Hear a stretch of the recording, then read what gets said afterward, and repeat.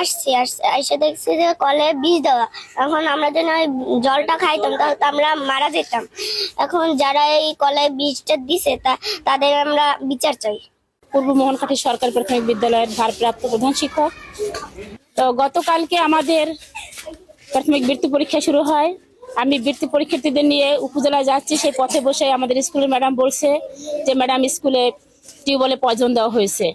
তো আমি সাথে সাথে মানে প্রথম আমি বিশ্বাস করতে পারিনি, আমি অ্যাস্টনিশড হয়ে গেছি কিভাবে টিউবওয়েলে বিষ প্রয়োগ করে।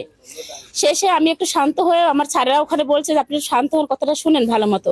তারপরে যিনি আমি সে বলতেছে, দুই ম্যাডামই বলছে আমাকে যে ম্যাডাম টিউবওয়েলে যতই জল দিয়ে জল উঠাই যতই জল উঠে ততই ইয়ে ওঠে, মানে টুনের জলের মতো ওঠে।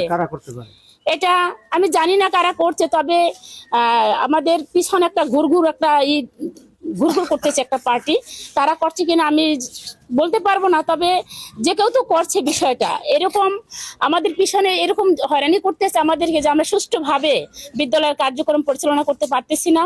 আমাদের সবসময় হয়রানিতে রাখে। আমরা মাত্র 3 জন টিচার, আমাদের 6টা পোস্ট, আমরা খুবই ব্যতিব্যস্ত থাকি বিদ্যালয়টি নিয়ে। 100 ছেলে মেয়ে আমাদের। তো আমরা আমাদের কার্যক্রমে অনেক ব্যাহত ঘটে। আমরা চাই যে এর উপযুক্ত বিচার চাই, এবং আজ যদি আমার একটা বাচ্চা প্রাণ হারাইতো বা আমাদের টিচাররা কেউ প্রাণ হারাইতো, তাহলে আমরাই সেখানে পুরা নির্দেশনা, এবং আমাদেরকে চক্রান্ত করে আমাদের ফাঁসানোর জন্য এই ব্যবস্থা করা হয়েছে আমি মনে করি। না হলে কেন তারা আজকে এই নিষ্পাপ শিশুদের বিদ্যালয়ে এরকম ঘটনা ঘটাবে। আমি চাই যে যারা এই পিছনে যোগান দিচ্ছে বা ঘুরঘুর করছে, যারা করছে এই ঘটনাটা, তাদেরকে ধরে আইনের আওতা আনা হোক এবং তাদের উপযুক্ত বিচার করা হোক। এটাই আমার একমাত্র লক্ষ্য উদ্দেশ্য।